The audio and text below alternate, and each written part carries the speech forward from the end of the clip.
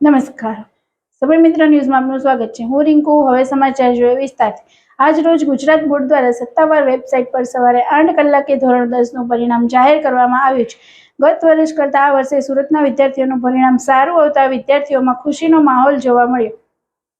સુરતના વરાછા વિસ્તારમાં આવેલ આશાદીપ વિદ્યાલયના 349 વિદ્યાર્થીઓએ A1 ગ્રેડ અને 528 વિદ્યાર્થીઓએ A2 ગ્રેડ પ્રાપ્ત કરી શાળાનું નામ રોશન કર્યું હતું.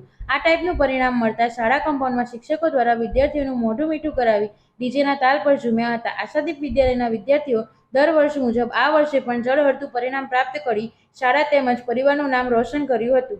મારું નામ સોહલિયા શ્રેમ સંજયભાઈ છે અને મેં AD5 આશાદીપ ઇન્ટરનેશનલ સ્કૂલ પ્રમુખ સાહેબ પાસે અભ્યાસ કરેલો છે.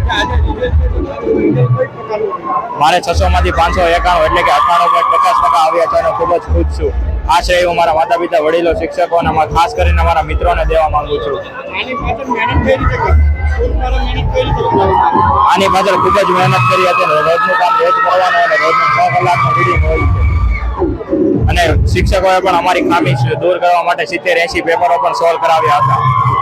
બોર્ડની પરિણામની વાત કરીએ તો એકદમ યુનિક એક્સ્ટ્રાઓર્ડિનરી રિઝલ્ટ કહી શકાય, કેમ કે અત્યારે આશાદીપ ગ્રુપ ઓફ સ્કૂલના મોર દેન 350 A1 ગ્રેડ તો અત્યારે આવી ચૂક્યા છે અને રિઝલ્ટ જોવાનું હજી ચાલુ છે, એટલે એમાં હજી પણ વધારો થશે.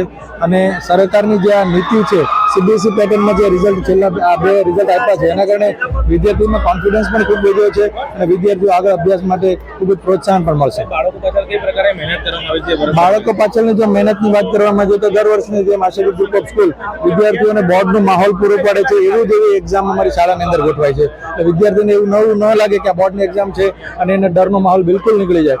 એના કારણે કોન્ફિડન્સને કારણે આ રિઝલ્ટ આવે છે. કેમેરામેન હિમાંશુ સાથે હર્ષિલ ધોળકિયા, સમય મિત્ર ન્યૂઝ, સુરત.